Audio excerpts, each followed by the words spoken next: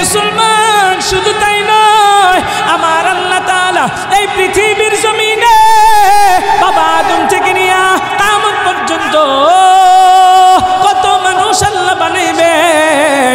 বাবা আদম থেকে নিয়ে ঈসা নবী পর্যন্ত আল্লাহ কত নবী রাসূল পাঠাইছেন তারও হিসাব নাই।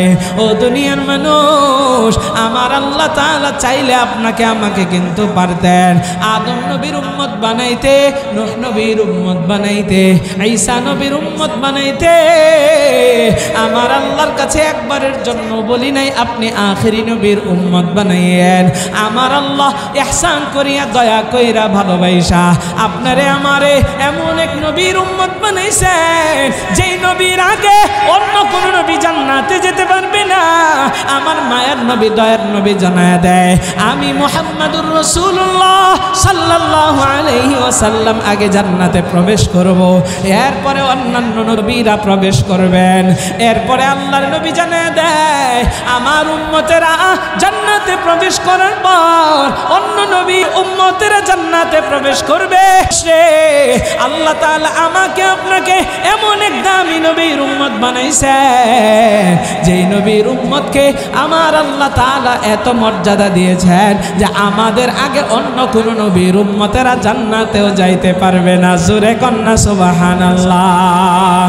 আরে দুনিয়ার মানুষ, আমার মায়ার নবী হচ্ছে রাহমাতুল লিল আলামিন। আমার মায়ার নবী গোটা জগতের জন্য রহমত। আমার মায়ার নবীকে আল্লাহ এই গোটা জগতের জন্য রহমত স্বরূপ বানাইছেন। এ দুনিয়ার মানুষ রে, আমার মায়ার নবী হিন্দুর জন্য রহমত, বুদ্ধের জন্য রহমত, আমার মায়ার নবী খ্রিস্টানের জন্য রহমত, আমার মায়ার নবী নাস্তিক বেঈমান মুরতাদদের জন্য রহমত। যদি নবী রহমত না হইতো তাইলে নাস্তিক বেঈমান মুরতাদেরা যেই সমস্ত গুনাহগুলো করে, মুসলমান নামক নামদারি মুনাফিকরাও যেই সমস্ত গুনাহ করে, আমার নবীর উসিলায় আমার আল্লাহ এদেরকে ধরে না, অন্যথায় কবে গজব দিয়ে ধ্বংস করে দিত। ঠিক কিনা কার? ও দুনিয়ার মানুষ, আমার মায়ার নবীর নিজের জীবনের চাইতেও ভালোবাসতে হবে। নবী জানায় দেয় লা ইউমিনু আহাদুকুম হাত্তা আকুনা আহাব্বা ইলাইহি মিন ওয়ালিদিহি ওয়া ওয়ালাদিহি ওয়ান নাসি আজমাইন। মায়ার নবীকে কেমন ভালোবাসবেন জানেননি? আমার নবী জানায় দেয় তোমরা তোমাদের সম্পদের চাইতে, সন্তানের চাইতে, স্ত্রীর চাইতে, সব কিছুর চাইতে আমি নবীর যদি ভালো না বাসতে পারো তাইলে তোমরা মুমিন ইমানদার হতে পারবা না। এরে দুনিয়ার মানুষ, আজকে আমি আপনি নবীরে কেমন ভালোবাসি দেখা যায়। নবীরে যদি কেউ কুলাঙ্গার গালি দেয় তাইলে দেখবেন অনেক নবীর আশেক আছে কাফনের কাপড়টা শরীরের ভিতরে জড়াইয়া সে কিন্তু রাস্তার ভিতরে নাইমা যায়। অনেকেই দেখবেন এই বিষয়গুলো আবার দেখতে পারে না, সমালোচনা করে, এগুলারে ঘৃণা করে। অনেক বাড়িওয়ালারা আছে বিল্ডিং এর ভিতরে থাইকা থাইকা বলে এই সমস্ত কাজ আজাইরা, অথচ নবীর বিরুদ্ধে কেউ যদি কথা বলে, আল্লাহর নবীর যদি নিজের জীবনের চাইতে না ভালোবাসতে পারি তাইলে আমাদের কোনো মূল্য নাই, আমাদের কোনো দাম নাই। এই জন্য ইমানদার তো সেই ব্যক্তি যেই ব্যক্তি নবীর ইজ্জতের জন্য নিজের জীবনটা বিলিয়ে দিতেও সে একটু ভয় করবে না। ঠিক কিনা কার?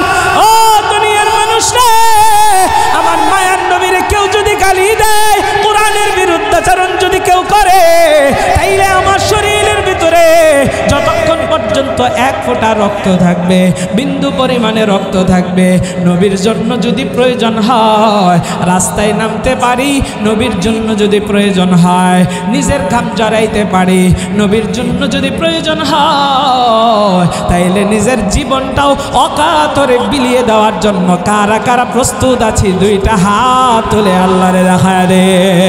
নবীজির জন্য যদি জীবন দিতে হয়, এই জনতা পাই না কোনো ভয়। নবীজির জন্য যদি জীবন দিতে হয়, বিপ্লবী এই জনতা পাই না কোনো ভয়। নবীজিকে দিলে আঘাত এ প্রাণে আর সহে না নবীজিকে দিলে আঘাত এ প্রাণে আর সহে না নবীজির দুশ্মনেরা পাবে না রেহাই পাবে না ইসলামের দুশ্মনেরা পাবে না রেহাই পাবে না ওলি আল্লাহর বাংলাদেশে নাস্তিকদের ঠাই হবে না বিরাউলিয়ার বাংলাদেশে মুরতাদদের ঠাই হবে না নবীজির দুশ্মনেরা পাবে না রেহাই পাবে না ইসলামের দুশ্মনেরা পাবে না রেহাই পাবে না ঠিক আছে কিনা এক ফোঁটা রক্ত দেহে থাকতে মুসলমান সইবে না রে বিশ্ব নবীর অপমান নবীজিকে দিলে আঘাত এ প্রাণে আর সহে না নবীজিকে দিলে আঘাত এ প্রাণে আর সহে না ইসলামের দুশ্মনেরা পাবি না রেহাই পাবি না নবীজির দুশ্মনেরা পাবি না রেহাই পাবি না ওলি আল্লাহর বাংলাদেশে নাস্তিকদের ঠাই হবে না বিরাউলিয়ার বাংলাদেশে খুনিদের ঠাই হবে না নবীজির দুশ্মনেরা পাবি না রেহাই পাবি না ইসলামের দুশ্মনেরা পাবি না রেহাই পাবি না তাবলীগের দুশ্মনেরা পাবি না রেহাই পাবি না কাকরাইলের দুশ্মনেরা পাবি না রেহাই পাবি না